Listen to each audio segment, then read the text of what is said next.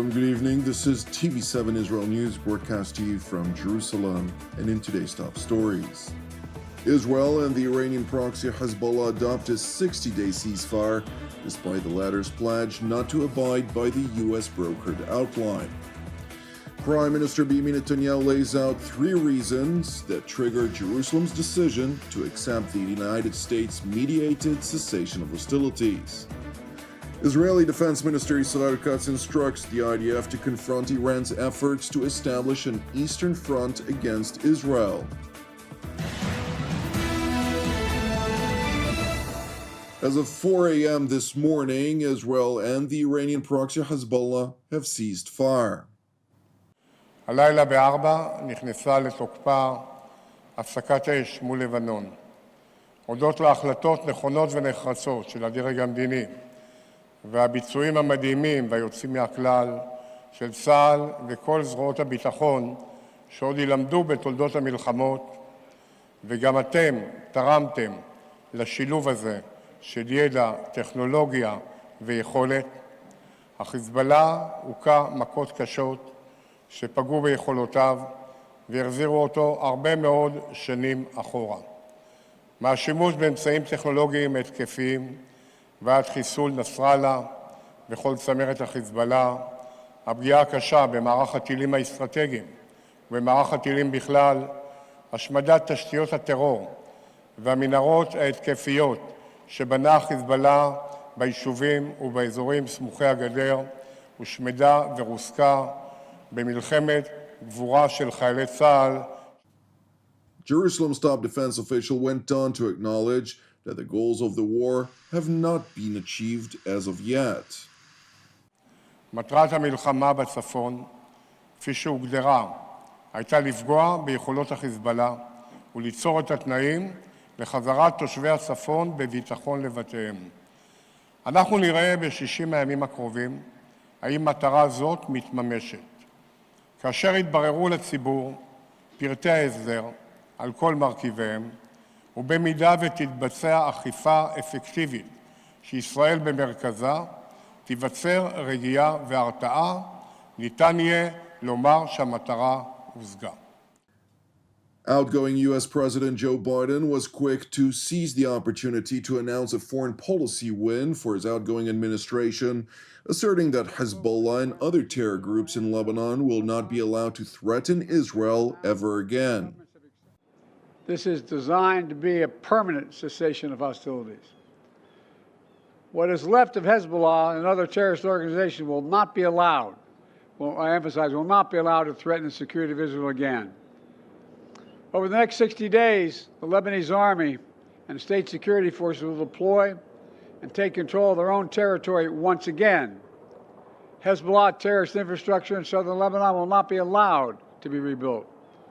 And over the next 60 days, Israel will gradually withdraw its remaining forces. And civilians on both sides will soon be able to safely return to their communities. President Biden went on to stress that if Hezbollah or anyone else were to breach the deal, Israel retains the full right to self-defense. Hezbollah, which lost its leadership and the majority of its field commanders, is operationally directed by the Islamic Republic of Iran. Nevertheless, as part of Tehran's policy of deliberate disassociation for the purpose of deniability, Iranian Foreign Minister Abbas Araghchi initially welcomed the ceasefire, stressing that the outcome of the pause will be based on the will of the Lebanese government and the Iranian proxy Hezbollah. Well, I hope it will last and will lead to a permanent ceasefire. But everything depends on Lebanese themselves, the Lebanese government and resistance, Hezbollah. It's up to them to decide. And if they are satisfied, of course, we are satisfied too, and we will support whatever decision they make. Meanwhile, in Lebanon, caretaker Prime Minister Najib Kati voiced hope that the Lebanese government would deepen its sovereignty over southern Lebanon, where Hezbollah has been the reigning power for over 2 decades, while further asserting Beirut's demand of Israel to disengage from southern Lebanon and to implement UN Security Council Resolution 1701 per the terms of the ceasefire's outline. كما أطالب بالتزام العدو الإسرائيلي بشكل كامل بقرار وقف إطلاق النار والانسحاب من كل المناطق والمواقع التي احتلها وتنفيذا للقرار 1701 كاملا. من حق أهلنا أن يعودوا إلى أرضهم وبلداتهم ويعيشوا بسلام. It is important to highlight that while UN Security Council Resolution 1701, in concert with the US adopted outline for the cessation of hostilities, prevents Hezbollah from returning to southern Lebanon, the Iranian proxy stressed unabashedly, however, that it will not abide by the terms of the American arrangement, raising concrete questions about whether the ceasefire will hold. لبنان لا يعتبر نفسه معنيا بأي اتفاقات جانبية عقدها الكيان الإسرائيلي مع الولايات المتحدة الأمريكية. هما كانا طرفا واحدا في هذه الحرب. ما يقال عن ورقة ضمانات أو ما شابه هذا ليس له معنى في لبنان. نحن معنيون بالإجراءات التي تقوم بها مؤسسات الدولة اللبنانية على الأرض اللبنانية، لأننا وضعنا عنوانين أساسيين: وقف العدوان وحماية السيادة الوطنية. ومن الآن نؤكد أن المقاومة باقية ومستمرة ومتواصلة، وهي جزء من معادلة وطنية عنوانها معادلة الجيش والشعب والمقاومة. Meanwhile, in Israel, Prime Minister Benjamin Netanyahu made a televised address during the course of which he spoke about the reasons which drove Jerusalem to accept the US-brokered outline for a trial session of a cessation of hostilities for a duration of 60 days. אז למה לעשות הפסקת אש עכשיו? יש 3 סיבות עיקריות. סיבה ראשונה, התמקדות באיום האיראני, ולא ארחיב על כך. סיבה שנייה, רענון כוחות וחידוש מלאים. ואני אומר לכם בגלוי, כי זה לא סוד. היו עיכובים גדולים בהספקת נשק וחימושים, והעיכוב הזה עומד להשתחרר בקרוב. נצטייד באמצעי לחימה מתקדמים שישמרו על חיי חיילינו ויתנו לנו כוח מחץ נוסף להשלים את משימותינו. וסיבה שלישית להפסקת אש, ניתוק הזירה ובידוד החמאס. מהיום השני של המלחמה, החמאס בנה על חיזבאללה שילחם לצידו. וכשחיזבאללה מחוץ לתמונה, החמאס נותר לבד במערכה.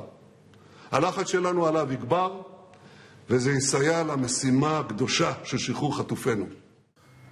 Netanyahu further stressed that the length of the ceasefire depends solely on whether Hezbollah violates the agreement and tries to arm itself. משך הפסקת האש תלוי במה שהתרחש בלבנון.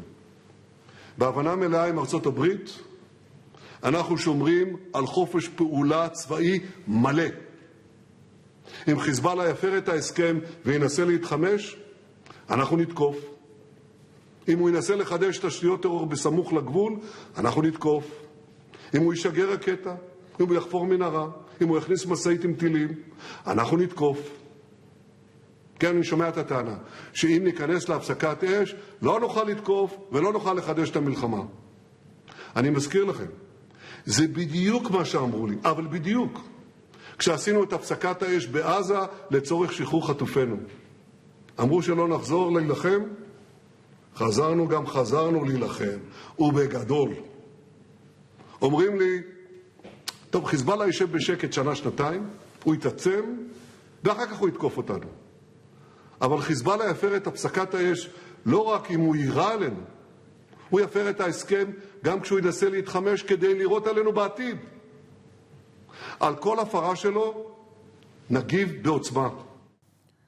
The Israeli Prime Minister also seized the opportunity to address the remaining active fronts in Israel's war against Iran's separate tentacles, while further underscoring Jerusalem's determination to do everything in its power to prevent Iran from obtaining a nuclear weapon. Meanwhile, at an IDF intelligence directorate base, Israeli Defense Minister Israel Katz highlighted Jerusalem's concerns over Iran's proactive efforts to establish an eastern front against Israel. Jerusalem's top defense official further expanded on Israel's defensive and offensive measures related to efforts to confront Tehran's eastern threat. לגבי ההגנה, אני החלטתי לקדם בצורה אינטנסיבית את הקמת הגדר בגבול המזרחי בין ישראל לירדן. חייבים להקים את הגדר הזאת קודם כל כדי למנוע הברחות ולאחר מכן בעוד הדגשים ביטחוניים ודברים אחרים, ואת הדבר הזה אנחנו הולכים לעשות ונעשה את זה במהירות גדולה ביותר. ולגבי ההתקפה, אני אומר, אתם פועלים בכל השיטות הקיימות, אבל בסוף אנחנו לא יכולים להפסיד במערכה הזאת נגד הקמת החזית המזרחית. נצטרך לעשות טיפול שורש בחלק מהמקומות כדי למנוע את הפיכת יהודה ושומרון, את מחנות הפליטים, למודל של עזה. Thank you for watching TV7 Israel News. I would like to encourage you, pray for the peace of Jerusalem and salvation of Israel.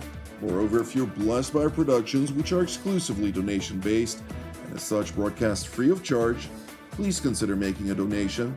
You can do so via our website at www.tv7israelnews.com.